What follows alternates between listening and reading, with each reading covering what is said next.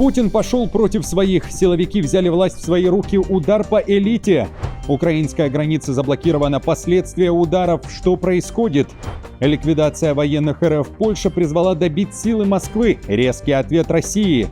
Удар союзника Путина. Публичная пощечина. Новый альянс. Кто протянул руку Киеву? Тяжелая техника и военные вошли в столицу. Возведены баррикады. Ожидание прорыва российских солдат. Приказ на эвакуацию в Крыму. Операция разведки ко дню Ялты. Массовые аресты в столице. Операция ФСБ в Москве. Захват американской техники и смерть китайских военных. Официальные потери. Об этом и не только. Досмотрите. Друзья, всем привет. Это «Время Прядкова». 8 августа на календаре. Давайте начнем. Сенат США дал зеленый свет известным адским санкциям против России. Законопроект, инициированный ныне покойным сенатором Линдси Грэмом, накануне вечером поддержали большинство сенаторов. Проект предусматривает новые санкции против российских чиновников и дает президенту США право вводить стопроцентные пошлины против крупнейших покупателей российских нефти и газа, включая Китай, Индию, Японию и отдельные страны ЕС. Ограничения также затрагивают государства, которые, по мнению Вашингтона, помогают Москве обходить санкции. В сентябре документ рассмотрит Палата представителей. После этого его должен будет подписать Трамп. Удар союзника Путина по России. Публичная пощечина Кремлю. Президент Сербии Вучич тепло принимает Зеленского. Об этом пишут сербские медиа и западная пресса. Спустя лишь несколько недель после поездки Вучича в Киев, теперь он жмет руку Зеленскому в Белграде, куда тот прилетел накануне вечером. 8 августа официальный прием. Это первый вылет Зеленского в Сербию за все его годы президентства. Цитирую. «Нам нужно перетянуть сербов со стороны России», заявил AFP высокопоставленный украинский чиновник, назвав визит Зеленского в Белград пощечиной россиянам. Зеленский, который посетил многие страны мира, стремясь заручиться поддержкой обороны Украины от российского вторжения, ни разу не посещал Сербию с тех пор, как стал президентом в 2019 году.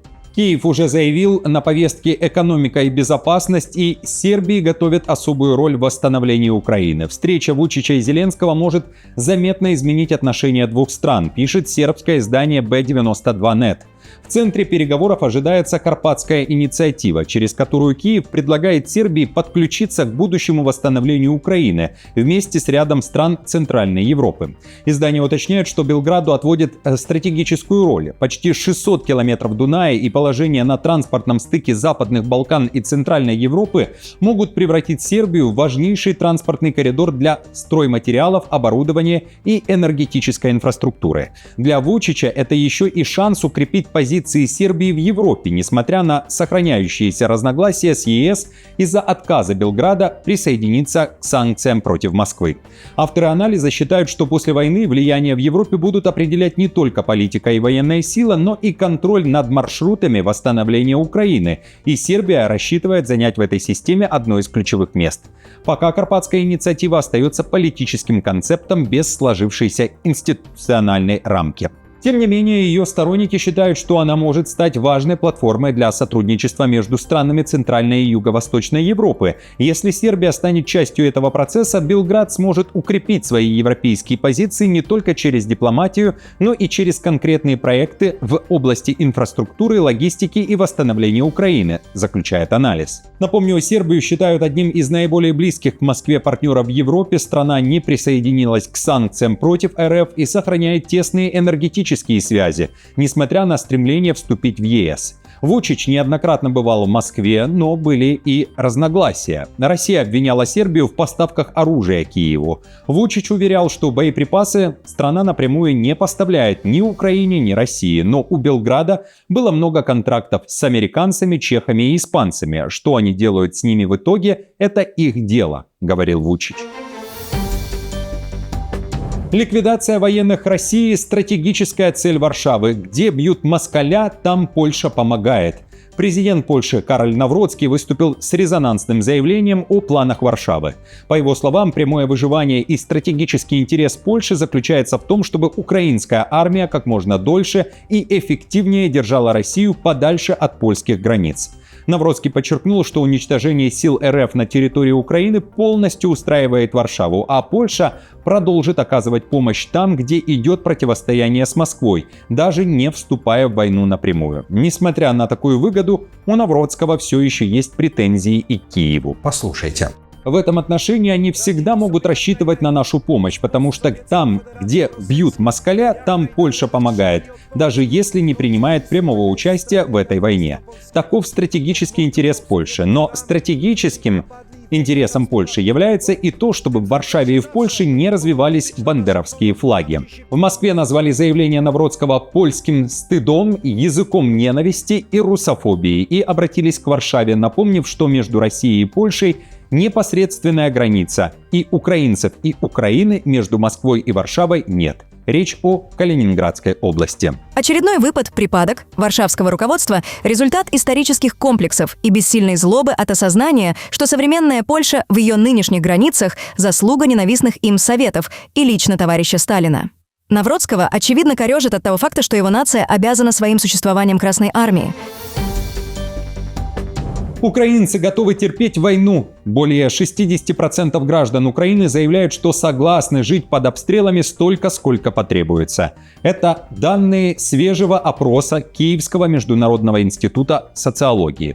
При этом многие жители страны не верят в скорый мир. 45% респондентов ожидают, что война с Россией продлится как минимум до второй половины 2027 года или даже дольше. На завершение войны до конца этого года рассчитывает лишь четверть опрошенных, а еще 15% прогнозируют ее финал в первой половине 2027 года. Также, по данным опроса, украинское население по-прежнему против уступок в пользу Москвы. 60% опрошенных считают категорически неприемлемым передать под контроль России весь Донбасс в обмен на гарантии безопасности от США и Европы. Тяжелая техника и баррикады в столице. Страна готовится к прорыву войск, вторжению и городским боям. В Риге установили противомобильные инженерные укрепления. Инженерная рота Национальной гвардии совместно с городскими службами проверяют готовность. Район проведения тренировок был полностью закрыт для движения транспорта и разделен на строгие зоны безопасности. Командование латвийских гвардейцев отметило, что создание подобного заслона в плотной городской застройке дает военным решающее преимущество и необходимый запас времени при наступлении противника. По словам военных, отработка прямого взаимодействия армии и муниципальных властей позволит оперативно задействовать оборонные процедуры без раскачки в момент наступления госкризиса. Во время учений специалисты с использованием тяжелой техники сооружали различные заграждения, применяя бетонные блоки, противотанковые металлические ежи, бревна и другие элементы. Кроме того, отрабатывались разделение территории на функциональные зоны и безопасная организация потоков людей.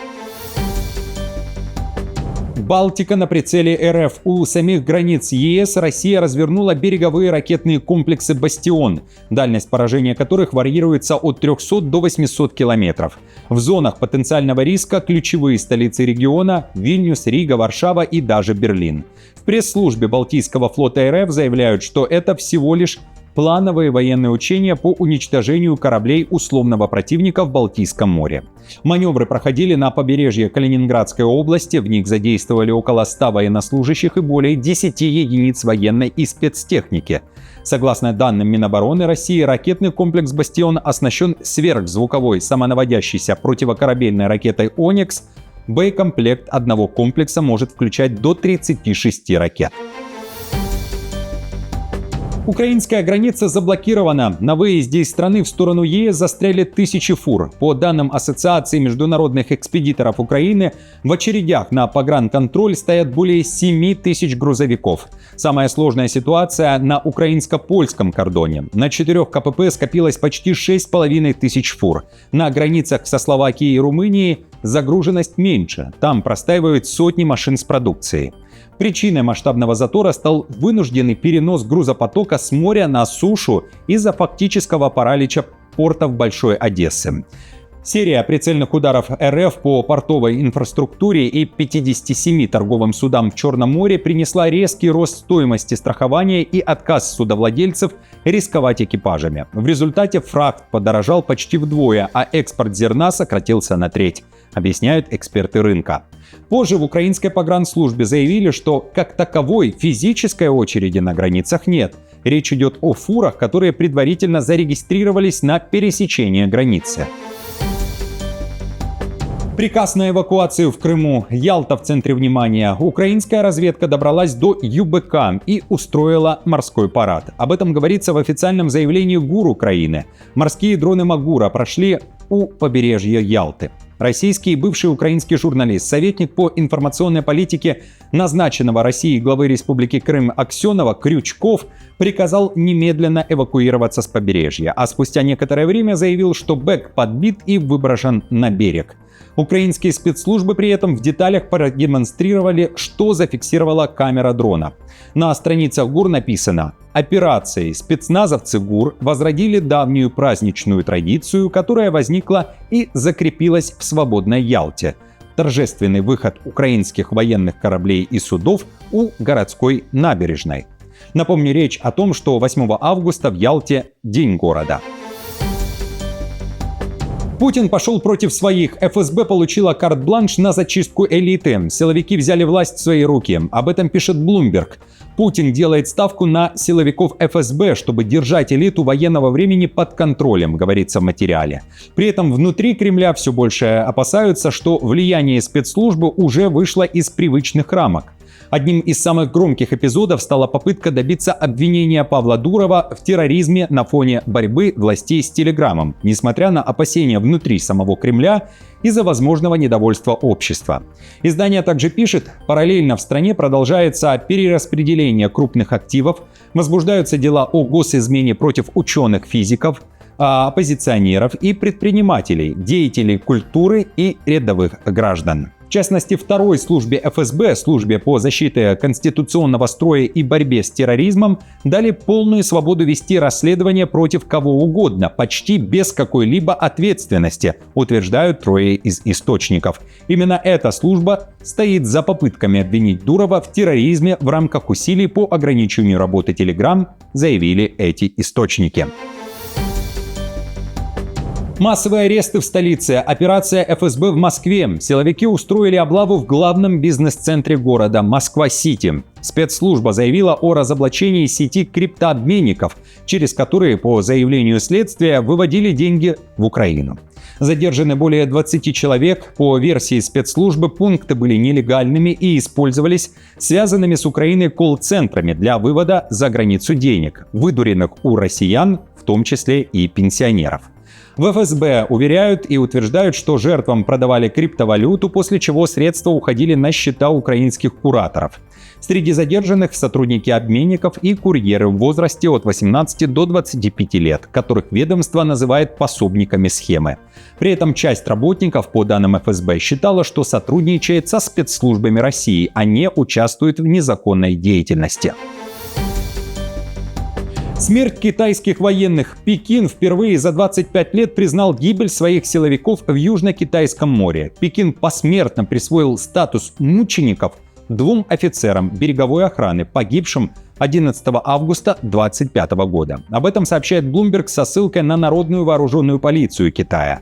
Официально обстоятельства смерти военных не раскрываются, однако именно в тот день, пишет издание, у рифа Скарборо, из-за которого идут территориальные споры между Китаем и Филиппинами, столкнулись два китайских корабля – военный и судно береговой охраны. ЧП произошло во время погони за филиппинским кораблем. В Маниле тогда сообщили о серьезных повреждениях китайского корабля, но Пекин о потерях умолчал. Эти смерти, судя по всему, стали первыми официально признанными потерями Китая в ходе операций или столкновений в Южно-Китайском море с 2001 года. Тогда пилот ВМС Народно-освободительной армии Китая Ван Вэй погиб после столкновения его истребителя с американским разведывательным самолетом над акваторией моря. Военная техника США уничтожена, захвачена и доставлена в секретный бункер трофеев. Иран похвастался горой подбитой техники США и перехваченным дроном Израиля. Накануне иранские СМИ опубликовали видео и снимки из подземного арсенала Тегерана. Там военные выставили на показ фрагменты американской техники, уничтоженной за время войны США и Израиля с Ираном. Главный трофей экспозиции – кабина сбитого американского истребителя F-15. Также иранская армия продемонстрировала обломки примерно 30 сбитых БПЛА Соединенных Штатов. По данным иранской стороны, инженеры КСИР планируют изучить конструкцию захваченных образцов для модернизации собственной беспилотной авиации. Кроме этого, в коллекции трофеев Тегерана целый всепогодный тактический беспилотник Израиля, который, согласно заявлению иранских военных, удалось перехватить и принудительно посадить с помощью средств радиоэлектронной борьбы. Удар по одному – война для всех. Новый военный блок создан. В Мекке появился исламский аналог НАТО. Три ведущие исламские державы – Саудовская Аравия, Турция и Пакистан – накануне подписали оборонный пакт. Главное условие договора гласит: вооруженная атака в отношении любого из подписантов считается нападением на весь альянс. Сделка состоялась в священном городе мусульман Мекке. Документ подписали наследный принц Саудовской Аравии Мухаммед бин Салман, президент Турции Эрдоган и премьер Пакистана Шариф.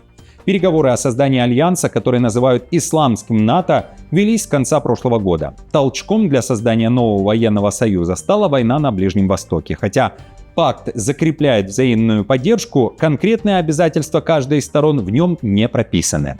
При этом Анкара заявляет, соглашение подтверждает право на самооборону. По словам Эрдогана, оно не направлено против какой-либо страны и открыто для присоединения всех братских государств, стремящихся к миру, благополучию и стабильности в регионе.